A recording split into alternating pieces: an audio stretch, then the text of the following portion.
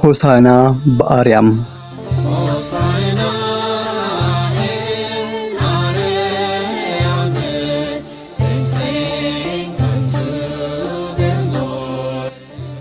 እንኳን ለሆሳዕና በዓል በሰላም አደረሳችሁ። ዛሬ እንግዲህ ሆሳዕናን በማስመልከት ጥቂት ከኔ ጋር ቆይታ እናደርጋለን።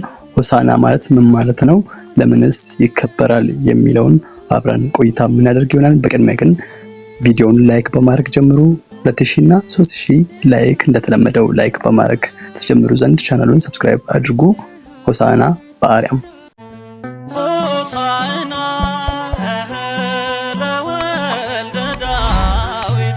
ሆሳዕና በአርያም ሆሳዕና ማለት መድኃኒት ወይም አቤቱ አሁን አድን ማለት ነው።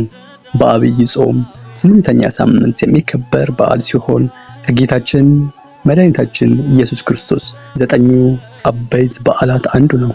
ከ8ቱ የአብይ ጾም እሁዶች አንዱና የመጨረሻው ሳምንት፣ ከትንሣኤ ደግሞ ቀደም ብሎ የሚገኘው ሳምንት የሕማማት መግቢያ ዋዜማም ነው። አንቺ የጽዮን ልጅ ሆይ እጅግ ደስ ይበልሽ፣ አንቺ የኢየሩሳሌም ልጅ ሆይ እልል በይ።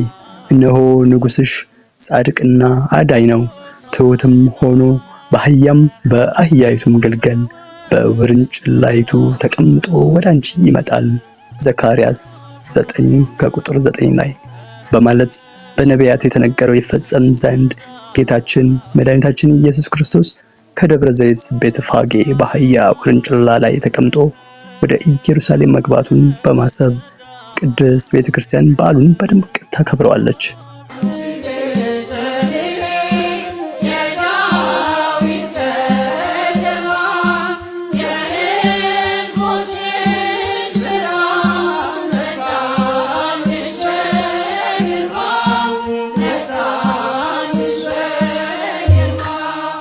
በወንጌሉም ጌታችን መድኃኒታችን ኢየሱስ ክርስቶስ ወደ ኢየሩሳሌም ደብረ ዘይት ቤተፋጌ በደረሰ ጊዜ ትንቢቱ ይፈጸም ዘንድ ሁለቱም ደቀ መዛሙርት ጠርቶ በፊታችሁ ወዳለችው መንደር ሂዱ፣ ያን ጊዜም የታሰረች አህያ ከውርንጭላዋ ጋር ታገኛላችሁ፣ ፍቱና አምጡልኝ አላቸው። ደቀ መዛሙርቱም የሰው ንብረት ዘርፈን እንዴት እናመጣለን ብለው መፍራታቸውን የተረዳው ጌታችንም ምን ታደርጋላችሁ የሚላችሁ ቢኖር ጌታቸው ይሻቸዋል በሉ፣ ያን ጊዜም ይሰዷቸዋል አላቸው። ደቀ መዛሙርቱም ሄደው ጌታችን ኢየሱስ እንዳዘዛቸው አደረጉ።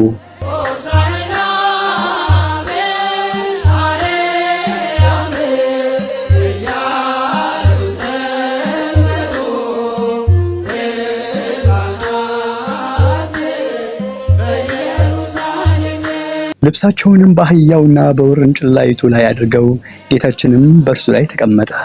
ሕዝቡም ልብሳቸውን በመንገድ ላይ አነጥፉለት፣ ዘንባባና የዛፎችንም ጫፍ እየቆረጡ ሆሳዕና ለዳዊት ልጅ በእግዚአብሔር ስም የሚመጣ ብሩክ ነው፣ ሆሳዕና በአርያም እያሉ ይጮሁ ነበር ይላል ማቴዎስ ምዕራፍ 21 ቁጥር 1 እስከ 11።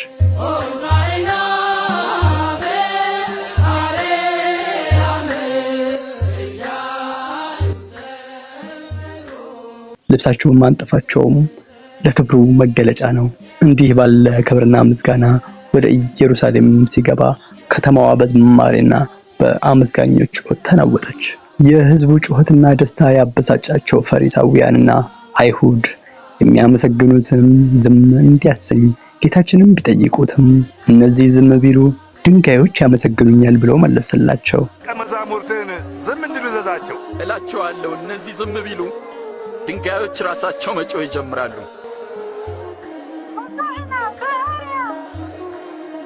በነቢዩ ዳዊት ከሚጠቡ ሕፃናትና ከልጆች ምስጋናን አዘጋጀ።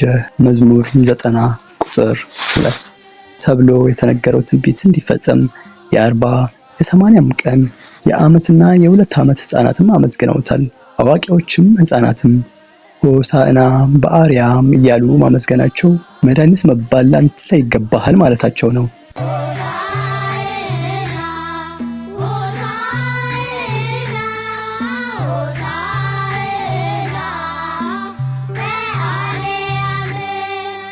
በበዓለ ሆሳዕና ከሚነሳው ታሪክ ውስጥ የአህያውና የውርንጭላዋ ጉዳይ ነው። ጌታችን ኪሩቤል የሚሸከሙት ዙፋን የሚቀመጥ አምላክ ሲሆን ትሑት ሆኖ በአህያ ላይ ተቀመጠ።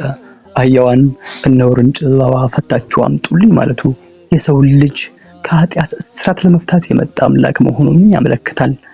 ደቀ መዛሙርቱም አህያዎቹን ፈተው ማምጣታቸው ስልጣነ ክህነታቸውን ያመለክታል።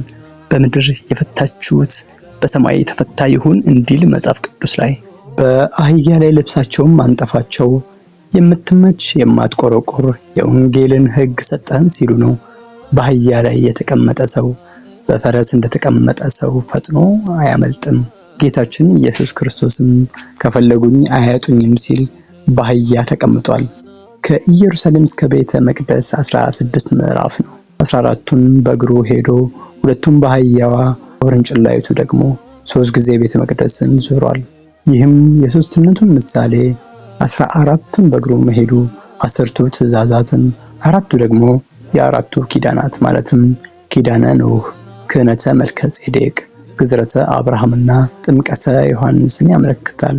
ከግለሰብ ደጅ የተፈታችን አህያ ጌታዋ ይፈልጋታል ብሎ ያስፈታት በፈጣሪነቱ ወይም ስለፈጠራት ገንዘቡ ስለሆነች ነው። አህያን ያልናቀ አምላክ እኛም ከኃጢአት ርቀን ብንፈልገው ማደሪያዎቹ ሊያደርገን ፈቃዱ ነው። የአህያዋን መፈታት የፈለገ ጌታ እኛም ወደ ካህናት ቀርበን ኃጢአታችንን ተናዘን ከበደል እስራት እንድንፈታ ይፈልጋልና። ሆሳዕና ከረቡዕ ጀምሮ የሚታሰብ ታላቅ የቤተ ክርስቲያን በዓል ቀን እንደሆነ ይታወቃል።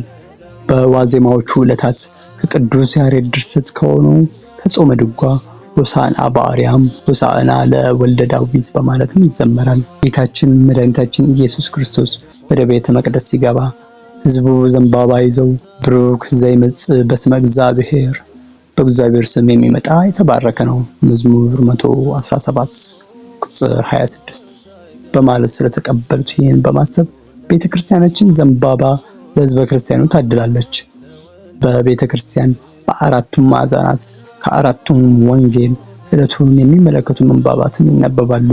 ከቅዱስ ማቴዎስ ምዕራፍ 21 ቁጥር 1 እስከ 17፣ ከቅዱስ ማርቆስ ወንጌል ምዕራፍ 11 ከቁጥር 1 እስከ 10፣ ከቅዱስ ሉቃስ ወንጌል ምዕራፍ 19 ቁጥር 29 እስከ 39፣ ከቅዱስ የዮሐንስ ወንጌል ምዕራፍ 12 ከቁጥር 12 እስከ 20። በሰሙነ ሕማማት ጸሎተ ፍትሐት ስለማይፈጸም ጸሎተ ፍትሐት የሚደረገውም በዚህ ዕለት ነው። ወስብሐት ለእግዚአብሔር። ሆሳዕና በአርያም። የኢትዮጵያ ኦርቶዶክስ ቤተክርስቲያን ኢየሱስ ክርስቶስን አታከብረውም፣ ኢየሱስ ክርስቶስን አታውቀውም ለሚሉ ይህን ቀን እንዴት ያዩት ይሆን? ውድ የናታን ሚዲያ ቤተሰቦች እናንተም እንግዲህ በዚህ ቻናል እየተማራችሁ ያላችሁ ከስር ኮሜንት ላይ ያስቀመጣችሁልን እንዲሁም ቻናሉን ሰብስክራይብ በማድረግ ለሌሎችም ሼር በማድረግ ቻናላችን 100,000 ሰብስክራይበር ይገባ ዘንድ የበኩላችሁን ትወጡ ዘንድ ሼር፣ ላይክ፣ ሰብስክራይብ ታደርጉ ዘንድ ስልም ጠይቃለሁ። አነሳስቶ ላዘመረን አዘመረውም ላስፈጸመን ለልዑል እግዚአብሔር ክብርና ምስጋና ይሁን። መልካም የሆሳዕና በዓል።